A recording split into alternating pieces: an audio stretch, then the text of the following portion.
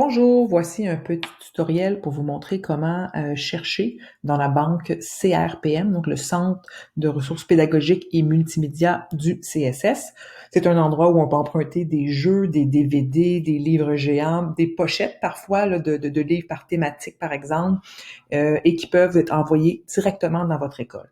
Donc, si vous n'avez pas le lien pour vous rendre là, sous la main sur le site, c'est très simple. Dans un moteur de recherche, on peut inscrire simplement regard CRPM et le premier résultat qui arrive au-dessus, c'est celui dont vous avez besoin. Tout d'abord, quand on arrive sur la page, ce qui est en rouge ici, là, l'information que je vais vous donner, on le retrouve ici.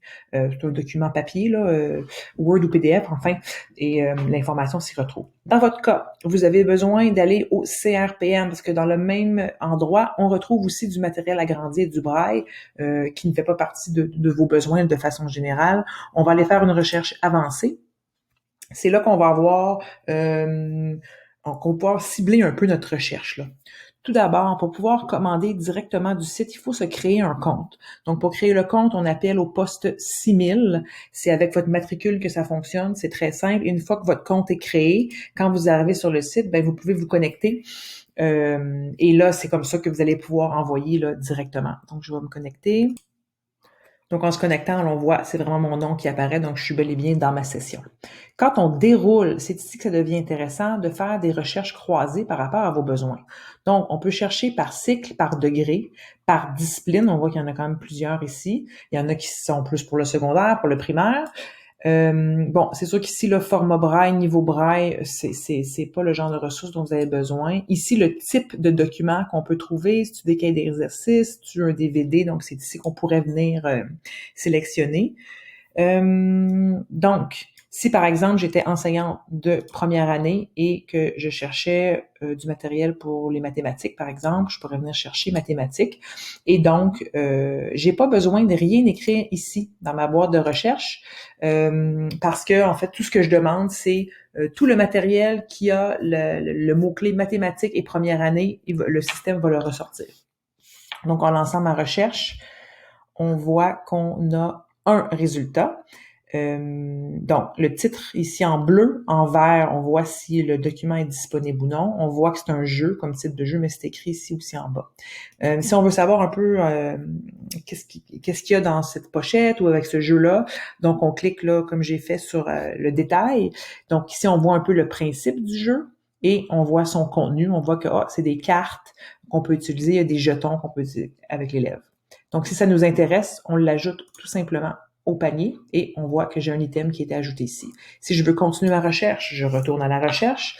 Donc, je suis encore en première année, mais peut-être que je me dis cette fois, j'aimerais aller chercher du matériel plus en français, voir ce qui est disponible. Là, on voit que j'ai français et français enseignement. Quand on n'est pas certain, il n'y a pas de problème, on peut sélectionner de plusieurs choix, en fait, là, dans la boîte. Donc, même chose, je vais relancer ma recherche. Pour l'instant, la première année, puis français, j'ai pas d'autres précisions.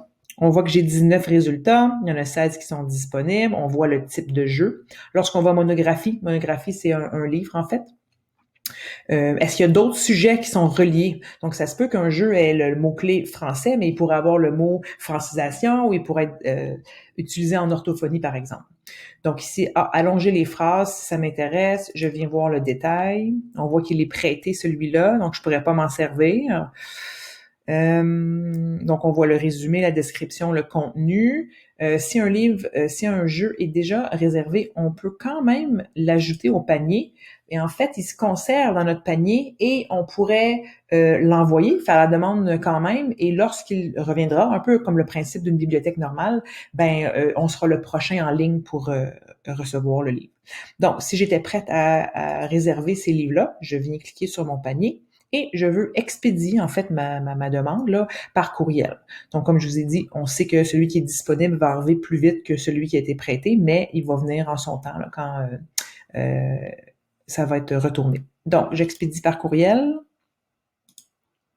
Donc, dans mon sujet, ici, tantôt, j'ai fait un test, donc dans le texte, je ne voulais pas l'emprunter. C'est ici que vous pourriez écrire votre nom, quelle école ça pourrait être envoyé. Là, j'écris maintenant École Rucher.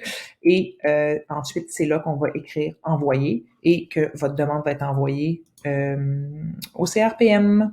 Alors, on voit en vert que le tout a été fait. Merci.